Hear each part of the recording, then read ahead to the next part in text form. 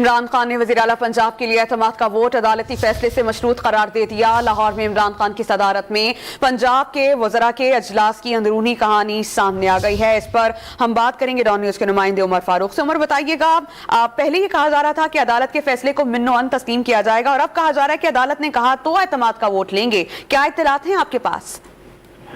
جی، عمران خان نے مشاورت کے لیے پنجاب کے وزراء، پارلیمانی لیڈر عثمان بزدار، اسپیکر اور ڈپٹی اسپیکر کو زمان پر بلایا، اور یہ اجلاس جو ہے وہ خاصی دیر جاری رہا۔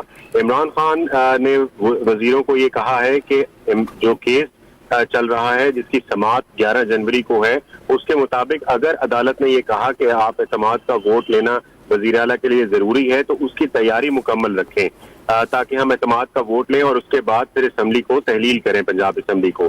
لیکن اگر اعتماد کا ووٹ لینے کے لیے نہیں کہتی عدالت تو پھر بھی اسمبلی کو جو ہے وہ تحلیل کر دیا جائے گا۔ یہ دو ٹوک پیغام دے دیا ہے عمران خان نے اس اجلاس میں۔ اس کے ساتھ ساتھ عمران خان نے ڈیوٹیاں بھی تجویز کی ہیں تمام وزیروں کی کہ جن وزیروں کا جس ڈویژن سے تعلق ہے وہ اس ڈویژن کے اراکین پنجاب اسمبلی کے ساتھ رابطے میں رہیں۔ عمران خان نے کہا کہ اگر عدالت نے ہمیں اعتماد کا ووٹ لینے کے لیے کہا تو ان کی تیاری جو ہے وہ مکمل رہنی چاہیے اس حساب سے، اور اس پر کوئی دو رائے نہیں ہونی چاہیے کہ ہم نے اسمبلی جو ہے وہ تحلیل کرنی ہے اور عوام کے پاس جانا ہے، اور اس الیکشن کا جو ہے وہ اگلے عام انتخابات جو ہے وہ بہت ضروری ہیں۔ اس موقع پر وزراء نے اظہار خیال کرتے ہوئے کہا کہ اعتماد کا ووٹ لینا پڑا تو ہمیں کوئی مسئلہ نہیں ہوگا، ہمارے پاس عددی تعداد جو ہے وہ مکمل ہے۔